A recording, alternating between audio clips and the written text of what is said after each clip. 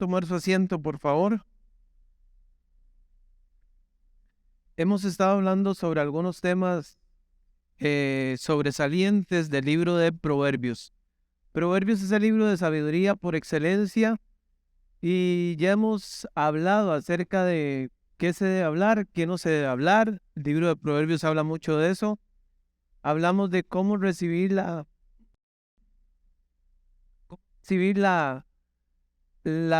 digámoslo así, el consejo o la reprensión. Y el día de hoy vamos a ver un tema que está bastantes ocasiones en el libro de Proverbios. Ese tema tiene que ver con la providencia. ¿Qué se le viene a la mente cuando escucha la palabra providencia? Dice el diccionario que la providencia es la disposición anticipada o prevención que mira o conduce al logro de un fin. Entonces, Dios tiene un propósito con el mundo. Dios tiene un propósito con el mundo, tiene un propósito para cada vida también. Y obviamente Él ha dispuesto la vida de una manera que pueda lograr el propósito que Dios se planteó al permitir cada vida. Providencia viene del latín providere. Pro significa antes de y videre ver, es decir, ver antes o previsión de Dios. Este vocablo latino no solo tiene sentido de que Dios previamente conoce todas las cosas, sino que las prepara, las provee, las planea, las arregla con conocimiento anticipado. Y nada sucede, dice la Biblia, si no es su voluntad. Vea lo que dice Mateo 10:29. Mateo capítulo 10, versículo 29.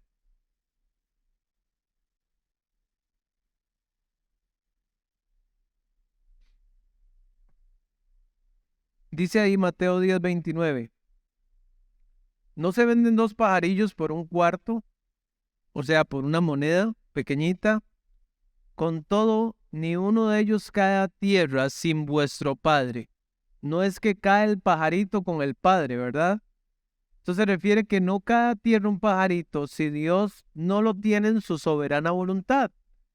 Es decir, que a Dios no le pasa desapercibido las cosas más pequeñas. ¿Por qué? Porque usted dice, bueno, un pajarito de aquí de la ciudad. No, pero ¿cuántos pájaros hay ahí en la montaña? Son miles de pájaros y de pajaritos. Y Dios está velando por el rey más grande del mundo, por el presidente, por el cristiano más connotado y por el gusanito que anda ahí por una rama sin que nadie se entere de eso. Dice el siguiente versículo, pues aún vuestros cabellos están todos contados. ¿Quién contó sus cabellos hoy en la mañana? Sí, ¿quién sacó el tiempo para decir, mira, 1, 2, 3, 4, 5, 20,000, 30,000? Usted no sabe eso, pero a Dios no lo deja desapercibido este detalle tan intrascendental para uno, pero es su mundo.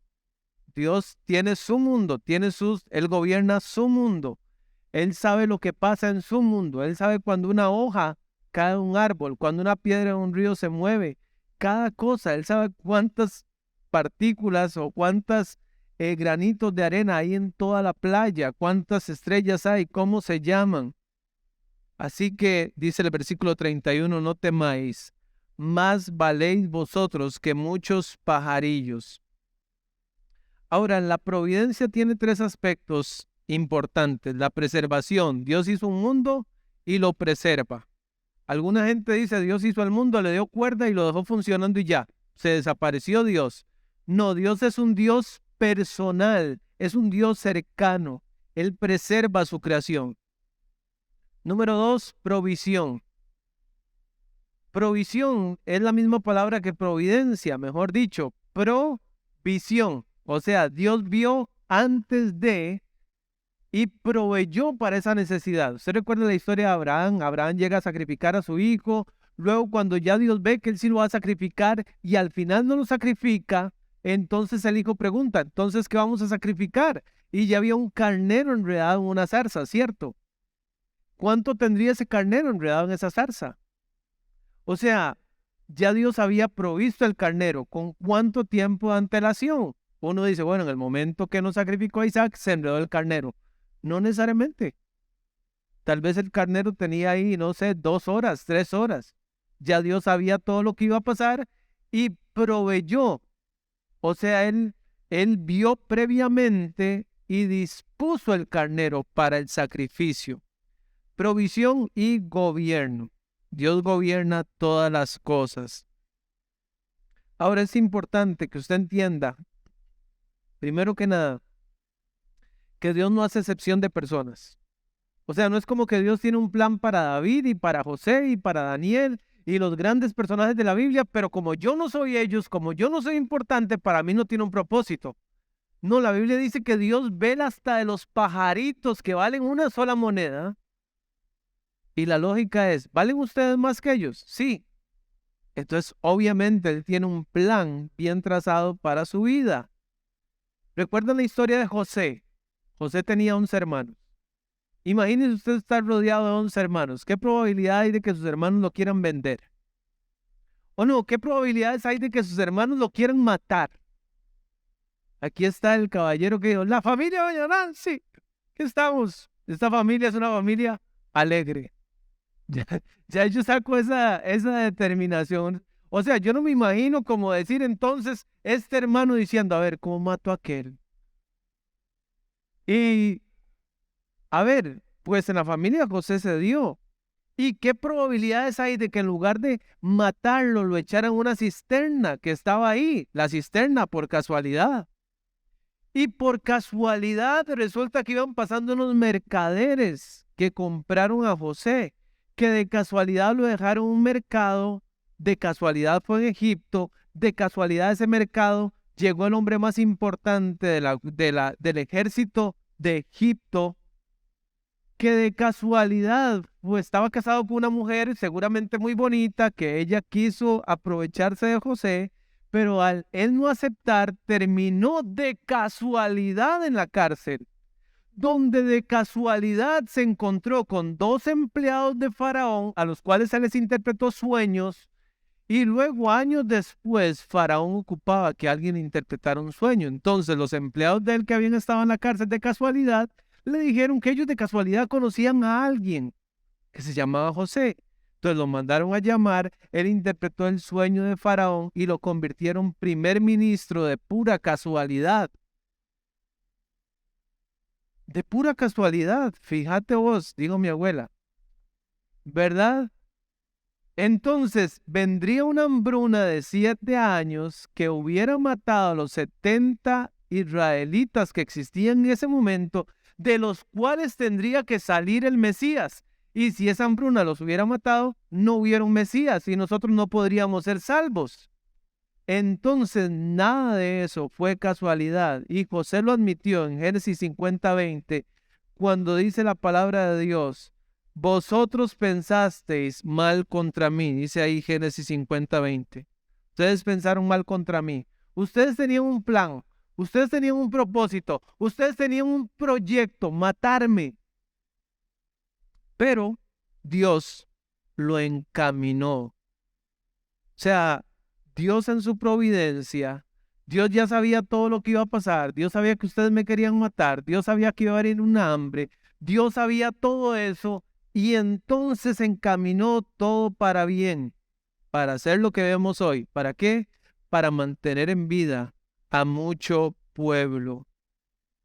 Usted recuerda la vida de Esther también, una vida de mucha casualidad. Se quedó huérfana. Y de casualidad tenía un primo mayor que se quiso hacer caso de ella, se quiso hacer cargo de ella. Y cuando ya ella creció, de casualidad andaban buscando una reina para el rey.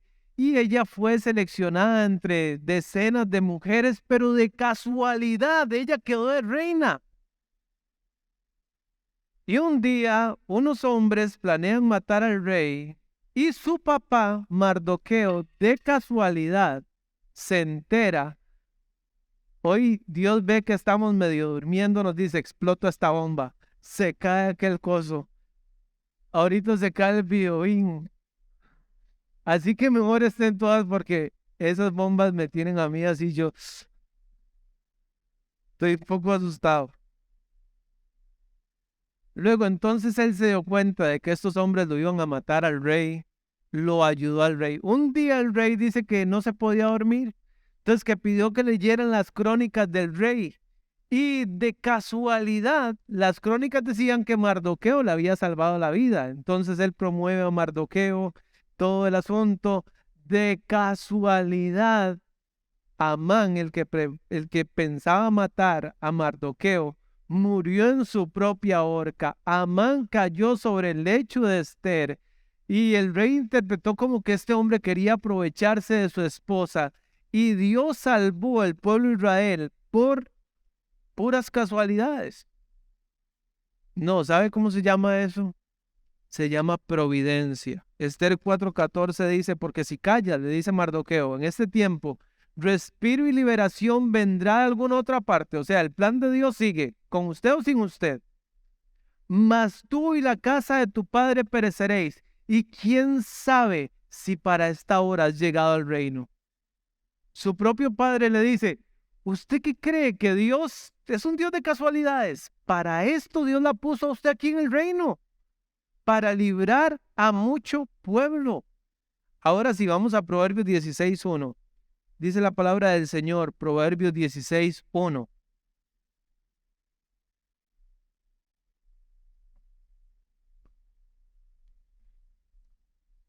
Proverbios 16:1 dice, también está ahí proyectado, dice, del hombre son las disposiciones del corazón, mas de Jehová es la respuesta de la lengua.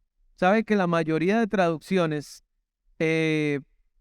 traducen este versículo como el hombre propone y Dios dispone. Hay muchísimas traducciones que en lugar de decir esto que dice que del hombre son las disposiciones del corazón o de Jehová la respuesta, lo que dice es el hombre propone, pero Dios dispone.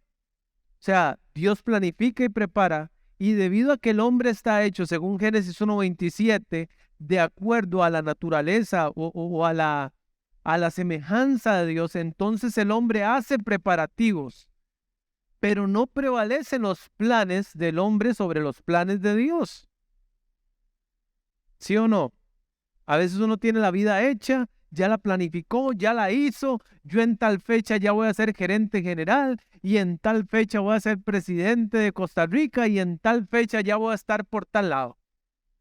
Y llegó el momento y la vida no fue como uno la dispuso. ¿Por qué? Porque Dios es el que dispone en su providencia, en su sabiduría, en su soberanía. Proverbios 16:9 dice algo bien similar. Vamos ahí, Proverbios 16:9.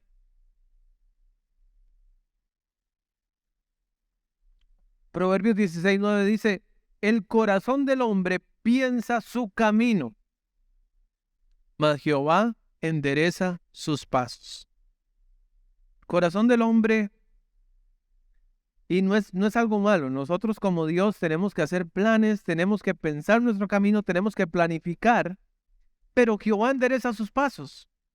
Planificamos lo que podemos y debemos hacer, pero nunca debemos pensar que nuestra capacidad de planificar nos hace señores de nuestras vidas. Yo decía, yo voy a tener como 5 hijos. Y obvio, todos van a ser hombres, porque yo quiero que mis hijos sean pastores.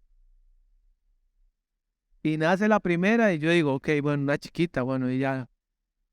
Y una chiquita está bien, ya los próximos 4 son hombres. Y tengo un equipito ahí de voleibol, lo que sea, no sé, usted se imagina, ¿verdad? Yo tenía los planes, según yo. Y Dios nos dio 3 niñas. Entonces, no es, uno hace planes, hace las cosas, dispone, pero Dios al final, uno propone, perdón, pero Dios dispone. El Señor es quien dirige nuestros pasos. Cada plan que hagamos debe ser llevado a cabo con humildad ante Dios y rendirse a su voluntad. Usted recuerda a Ruth la Moabita. Ruth la Moabita seguro tenía sus planes. Yo me caso con este muñeco llamado Malón. Ay, Malón, qué fuerte, qué grande, qué ali, qué guapo, qué aquí, qué allá. hacemos nuestra vida aquí y allá. No duró mucho casada, quedó viuda. ¿Quién planea así su vida? Es decir, quedar viuda muy rápido y quedarse viviendo con la suegra. Amén. O sea, usted sabe, ahí viuda con la suegra. Entonces la suegra le dice, hey, vámonos para Belén, ¿qué tal? De ahí suegra, hey, vámonos. Y de casualidad llegan donde una casa donde un señor que es muy apuesto, que tiene mucha plata, y que ella haya favor con él, etcétera, etcétera. Después se hacen algunos trámites ahí, ella termina casada con él, tiene un hijo que se llama Booz, que es tatarabuelo de Jesús. Es decir, la vida de ella no fue nada como ella la planeó, pero fue mejor. La Biblia dice que a los que aman a Dios, todas las cosas les ayudan para bien.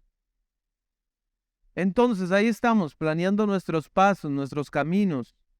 Un hombre puede y lo hace y dar su propio camino bajo la dirección de su corazón. Pero Dios dirige sus pasos. 18, vamos ahí. Vamos a un poquito al tema del azar, de la suerte. Porque a veces, por ejemplo, cuando alguien dice, bueno, pasó tal cosa y tal vez alguien con muy buena intención dice, bueno, todo pasa por algo. O sea, todo pasa por algo no significa que estamos reconociendo que todo pasa porque Dios gobierna. No puede ser simplemente el frío azar, el frío destino, el no inteligente destino. Simplemente todo pasa por algo. Sí, no estamos reconociendo de que Dios está detrás de cada cosa. ¿Ya? Simplemente estamos dando por un hecho de que por algo pasa y ya. Pero unas suertes, dice la Biblia, que están al final de cuentas en las manos de Dios. 18 dice, la suerte pone fin a los pleitos y decide entre los poderosos. Si la suerte equivale, digámoslo así, a los dados que ahora tiramos, bueno, yo no tiro dados por si acaso, ¿verdad? Pero los dados que se tiran, a ver si se tiran y a ver, quedan 3 candidatos a la presidencia, a ver, ¿cuál ponemos? De ahí, démosle un dado a cada uno. El que saca el número más grande se queda de presidente. La forma en que usted tira los dados, la fuerza, el lugar donde caen, la forma en que pegan, la forma en que giran, todo eso tiene que estar bien, bien dispuesto por Dios para que caiga precisamente no el que la persona quiere o no el que el hombre quiere, sino el que Dios quiere. Y si usted lo tiró y se vino una ráfaga de viento en ese momento y giró el dado un poquito más y resulta que no quedó el que Dios quería. No, cada molécula está sujeta a la voluntad de Dios. La fuerza que se le dieron a esos dados, la disposición del viento, de las partículas, de absolutamente todo, está en las manos de Dios. La suerte pone fin a los pleitos y decide entre los poderosos. Bueno, ahí no dice que Dios necesariamente está diciendo que la suerte. Pero vea lo que dice Proverbios 16:33. Proverbios 16:33. Dice ahí, la suerte se echa en el regazo. ¿Qué dice? De Dios es la decisión de ella. O sea, Dios gobierna en cada cosa, en la cosa más pequeña, en la cosa más insignificante, pero también en las cosas más grandes, como quién va a gobernar una nación. Ya en un pliegue del vestido se depositan las dos suertes, y la primera que sacaba era la que decidía. Esto venía a significar que nada ocurre por casualidad ni es determinado por el ciego destino, sino que todo es determinado de un modo u otro por el consejo sabio y la voluntad de Dios. Todas las disposiciones de la providencia con respecto a nuestros asuntos han de ser consideradas como efectos del amor de nuestro Padre Celestial.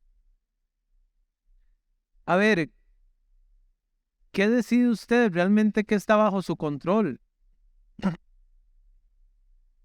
¿Qué realmente está bajo su control? O sea, fue que, no sé, que don Marco dijo, mira, estoy viendo allá en la tierra, hay una señora que me cae muy bien, se llama doña Liz, y el señor se llama Marco. Dios, dígame una cosa, usted no me puede mandar a esa familia. Además, ese señor es bien grande, entonces si yo nazco en esa familia, yo tengo probabilidad de ser grande. Y además, yo siempre quise nacer en Costa Rica. Entonces me encanta ese país, pura vida y todo lo demás. ¿Me entiende? O sea, a usted le preguntaron qué color de ojos iba a tener, qué color de piel iba a tener, qué altura iba a tener, en qué país iba a nacer. ¿Usted cree que si nos hubieran preguntado en qué país íbamos a nacer, todos hubiéramos decidido en Suiza o en Italia, sí o no? No, ¿verdad? Por supuesto que no. Pero no nos preguntaron eso. Ya nuestra vida desde antes estaba, desde antes de que mis tatarabuelos se conocieran, ya Dios sabía cómo iba a ser mi vida y ya Dios había dispuesto las cosas para mi vida. Hay gente que se enoja con eso, pero a mí me da mucha paz saber que mi vida ya está planificada por Dios. Ve lo que dice Proverbios 19:21. Muchos pensamientos hay en el corazón del hombre. Muchos pensamientos, esa palabra en el hebreo es proyectos, decisiones. Muchos proyectos, decisiones, pensamientos, metas hay en el corazón del hombre, mas el consejo de Jehová permanecerá. Ahora vamos al siguiente capítulo, capítulo 20-24. Este fue el versículo que más me llamó la atención. Honestamente, fue el versículo que más me llamó la atención de todos. Léalo con entendimiento, por favor. Vea lo que dice. De Jehová son los pasos del hombre. ¿De cuál hombre que está aquí? De todos. De Jehová son los pasos del hombre. ¿Cómo pues entenderá el hombre su camino? ¿Cómo usted va a entender su camino si no es sus pasos, ni su destino, ni su vida, ni usted gobierna sobre su vida? Hay una cosa que está muy sobrevalorada, se llama libre albedrío. Yo cuando estaba joven, yo decía, yo tengo libre albedrío, yo voy a hacer a mí lo que a mí me da la gana, yo voy a vivir como a mí me da la gana, hablo como a mí me da la gana, hago y deshago como a mí me da la gana, hasta que un día Dios dijo, ¿usted se acuerda que yo soy el Rey de Reyes? ¿Usted se acuerda que yo soy el Señor de Señores? Y Dios me paró en seco, porque yo tenía muchos planes, muchos proyectos, muchas cosas en mi mente. Y si hubiera sido por mí, yo no, o sea, yo ya tenía mi vida hecha. Yo decía, yo voy a ser abogado, yo voy a estudiar esto y aquello, yo voy a tener mucha plata y voy a hacer aquí y allá. Un día iba camino a mi casa, tuve un accidente, quedé inconsciente en el hospital y Dios me dijo, no, señorito, las cosas no son como usted dice. Usted no se manda solo. Usted tiene un señor. Usted tiene un amo. ¿Qué significa que de Jehová son los pasos del hombre? Significa que el Señor tiene en sus manos el destino de todo ser humano. Es más, otra versión dice, ¿por qué tratar de entender todo lo que pasa? O sea, uno trata de entender todo lo que pasa, pero no pasa todo como uno lo quiere. Los hombres y las mujeres hacen sus planes porque pensamos que nuestros pasos y decisiones son nuestros, pero Dios guía los pasos de acuerdo a su propia voluntad y sabiduría. Ciertamente no deja todo a la elección de los hombres y mujeres. El proverbio nos enseña humildad con respecto a nuestras opciones de vida y nuestro camino. No debemos pensar o actuar como si todo estuviera bajo el control nuestro o según nuestros planes. Quiero decirle algo, cuando las cosas salen bien, es muy fácil decir, bueno, Dios, todo está en tus manos, todo está bajo tu control, pero cuando las cosas no salen como nosotros queremos, tenemos la tentación a molestarnos por lo que Dios decidió por nosotros. Yo no lo decidí, Dios lo decidió. Vamos a ver si podemos poner una foto ahí. No. Ok, ya casi la ponemos. Vamos al siguiente versículo, 21:1. 21:1 de Proverbios. Dice ahí Proverbios 21:1. Como los repartimientos de las aguas, así está el corazón del rey en la mano de Jehová. A todo lo que quiere lo inclina. Ahora, para que usted tome en cuenta, antes los granjeros tenían, como decirlo así, una caña de bambú que abastecía de agua todo el lugar que ellos tenían sembrado. Entonces esta caña de bambú llegaba aquí, por decirlo así, y habían 3 carriles grandes, uno que agarraba hacia la derecha. Entonces si el señor, el granjero, quería llenar de agua este sector, nada más corría la caña de bambú hacia otra caña de bambú que estaba ahí, y todo ese sector era irrigado, era lleno de agua. Si él quería llenar de agua el sector del centro, entonces corría la caña de bambú al carril del centro, y si quería llenar el sector izquierdo, llenaba, nada más corría el bambú. Entonces, el repartimiento de las aguas estaba en su pie prácticamente. Él lo movía hacia donde él quería. Por eso ese proverbio dice, como los repartimientos de las aguas, así está el corazón del rey en la mano de Jehová.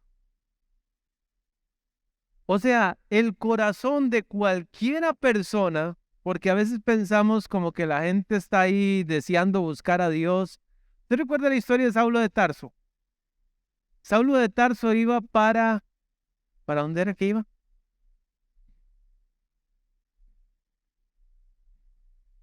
Para el suelo cuando se cayó. Creo sí que Damasco, ¿verdad? Pero ¿qué dice la Biblia? Que él iba para la iglesia. Él iba a buscar de Dios. Él andaba viendo ver cómo se convertía, cómo se arrepentía, cómo era salvo. No, la Biblia dice que lo primero que Jesús le reclamó es: dura cosa te es dar coces contra el aguijón. Coces son patadas, es decir, Pablo estaba duro contra el aguijón, contra el chuzo eléctrico, por decirlo así. Dios lo quería dirigir a una parte, pero Pablo no quería. Pero ¿cuánto iba a durar ese pleito, digámoslo así, de Pablo con Dios? Hasta que un día ya Dios tomó esa caña de bambú y dijo: yo ya no quiero que usted persiga a mi iglesia. Yo ya no quiero que usted ande asesinando y esclavizando gente. Y agarró esa caña de bambú y la puso para otro lado, y cambió el corazón de Pablo. Y pasó de ser perseguidor a ser perseguido. ¿Quién cambió el corazón de Pablo? Pablo, él se dispuso para Dios. No, el corazón de Pablo estaba en las manos de Dios. Bien, quiero enseñarles esa foto, hermanos, que está ahí. Vamos a ver si la podemos acercar un poquito.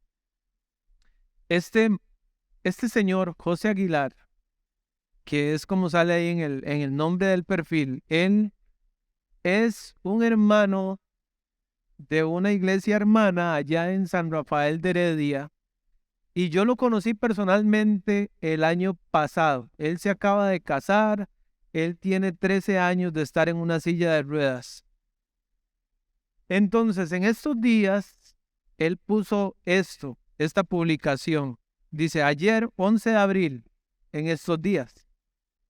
Ayer 11 de abril cumplí 13 años en silla de ruedas y de estar en Cristo Jesús.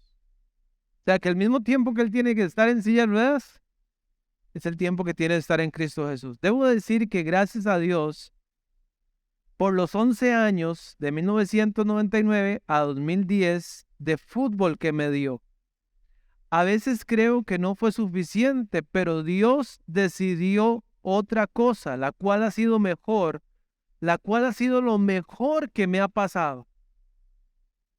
¿Usted podría decir que quedar en silla de ruedas es lo mejor que le ha pasado? Yo pensaba y me desafiaba mucho eso, ¿sabe? Porque Él dice que sí es lo mejor que le ha pasado, porque si él no hubiera quedado en silla de ruedas, seguramente no hubiera llegado a Cristo. Él tenía su plan.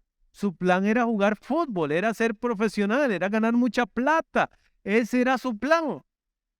Pero Dios le cambió su plan.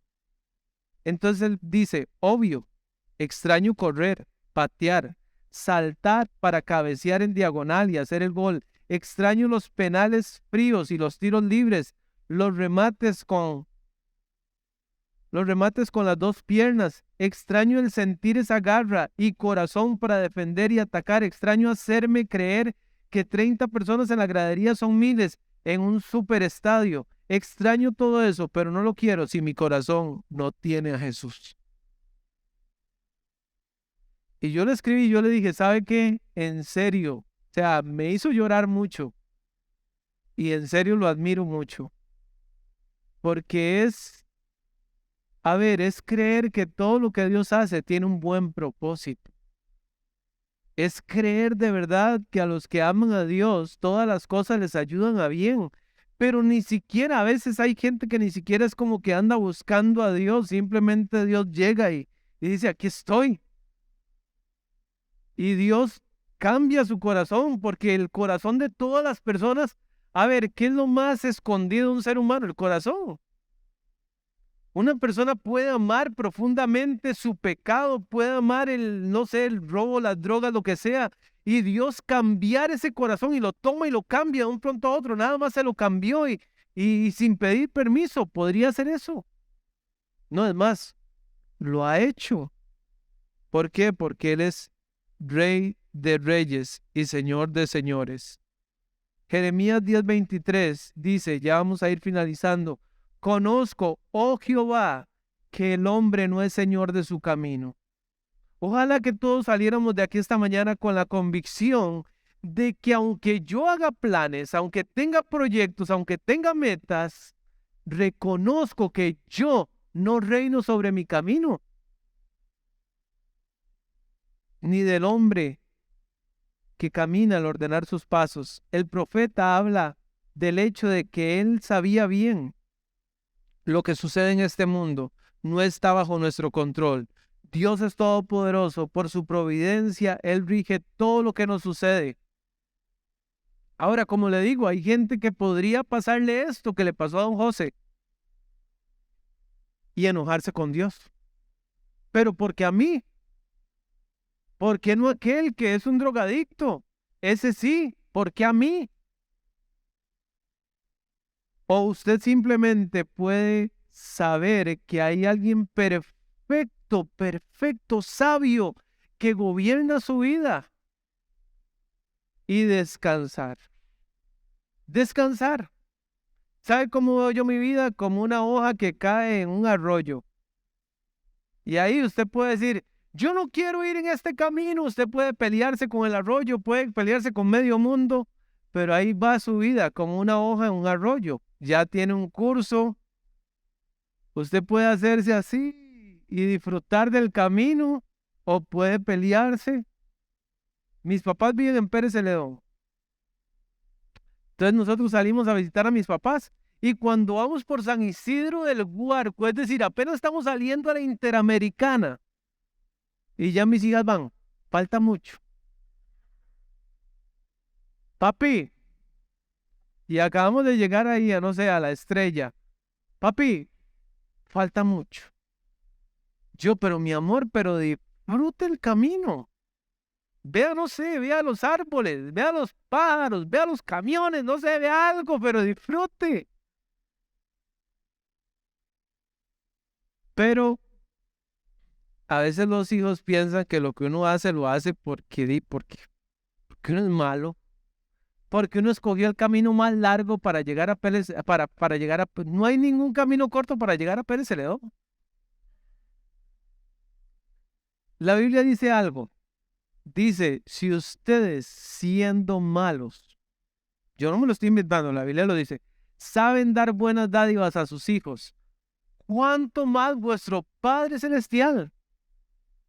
O sea, si yo me esfuerzo, me esmero por darle a mis hijas lo mejor que yo puedo, Y usted está siempre pensando en sus hijos, siempre en darle lo mejor, siempre haciendo todo por ellos. Pero la Biblia da algo por sentado. Nosotros somos malos. Aunque usted no lo quiera reconocer, la Biblia dice que somos malos. Pero Él, que es un Padre bueno y que es perfecto, no estará disponiendo las cosas de nuestra vida de una manera perfecta, de tal manera que redunden en nuestro bien. La Biblia dice que los planes de Dios son de bien. Si ya usted sabe que su vida está planificada desde hace miles de años, entonces eso le va a dar paz, ¿sí o no? ¿Cómo la gente muere? Hasta la gente, en serio, la gente se muere del estrés. No es solo que la gente se enferma, es que la gente se muere de eso. Pero ¿por qué uno se muere si usted ya sabe que Dios dispuso toda su vida? Ahora, puede ser que el proceso o el momento a usted no le guste. Es decir, cuando José iba para Egipto, no creo que él iba ahí muerto de la risa. Mira qué chivo, un viaje a Egipto gratis. Y ya cuando llegó y aquella señora lo acusó de violación y todo el asunto, no creo que fue un momento bonito. Y la Biblia no dice que José pasó 2 meses en la cárcel, seguramente pasó 6 años u 8 años en esa cárcel. Y seguro él pensaba qué propósito tendría todo esto, pero dicen que había un pastor que andaba como un separador de Biblias, que tenía unas lanas ahí, todo el asunto. Entonces cuando alguien llegaba con un problema, él enseñaba toda esta lana enredada y él le decía, ¿usted me puede ayudar a desenredar esto? Y la persona intentaba un ratote y no podía, pero luego volvía el separador y con las lanas del otro lado se formaba la palabra o la frase Dios es amor. Entonces, a veces uno ve la maraña de la lana y uno no le ve sentido. ¿Por qué? Porque estamos debajo del sol, estamos en esta tierra y lo que pasa no parece tener sentido. Hasta que un día vemos las cosas como el panorama completo y entendemos que para Dios siempre tuvo sentido. Lo que pasa es que cuesta llegar a ese punto de confiar de que lo que Dios determina es mejor para nuestra vida. Don José dice, claro, a mí me encantaría correr, a mí me encantaría hacer la diagonal, a mí me encantaría meter los goles, y ahora está casado. Se acaba de casar hace como 2 meses. Yo me imagino que no lo pone ahí, pero seguro diría, me encantaría ir a correr en la playa con mi esposa. O hacer cosas bonitas, ir a no sé, a un río, o hacer rappel, o no sé, hacer cosas. Pero Dios decidió algo mejor.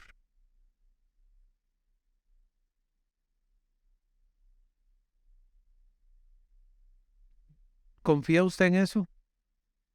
¿Que Dios es sabio? Póngase de pie, por favor.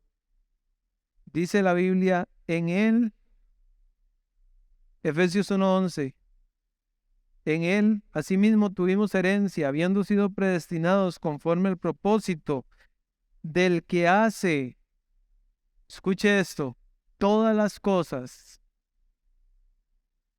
todas las cosas, todas las cosas, según el designio de su voluntad. Escuche, todas las cosas. Puede ser que lo que usted está pasando hoy sea difícil. Puede ser que haya una enfermedad que usted no quiso nunca ni planeó tener, pero Dios hace todas las cosas según el designio de su voluntad y todo tiene un buen plan, una buena razón. Si somos esa hoja en el arroyo, entonces vaya tranquilo. Disfruta el panorama. Ojalá que este mensaje lo lleve a usted a dar gracias y a la adoración de un Dios tan grande, tan poderoso, tan sabio, que ha dispuesto cada detalle, el más pequeñito detalle de mi vida, que sabe absolutamente todo lo que pienso y todo lo que yo voy a hacer, que la palabra no está en mi boca, ya la conoce, todo está bien planeado. Descanse, descanse, simplemente descanse. No, no.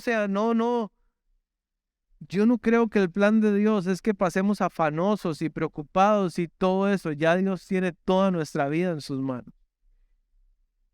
Simplemente dé gracias y simplemente reconozca eso, que Dios gobierna sobre su vida. Que a veces no entendemos nuestros pasos. ¿Cómo los vamos a entender si no son nuestros? Si nuestro destino no es nuestro, ya Dios lo planeó por nosotros. Entonces, descanse. Padre Celestial, Señor, gracias te damos, porque tú eres un Dios sabio, un Dios soberano, un Dios poderoso que hace todas las cosas según el designio de su voluntad, de su perfecta voluntad.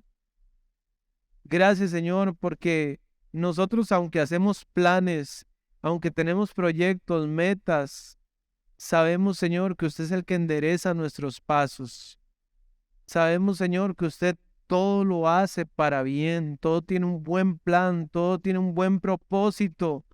Si nosotros siendo malos sabemos dar buenas cosas a nuestros hijos, confiamos, Señor, que usted 1000 veces más, 1.000.000 de veces más piensa en nuestro bien.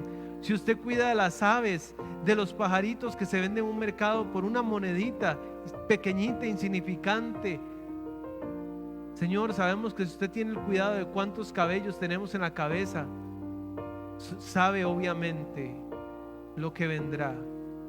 Usted sabe disponer los tiempos.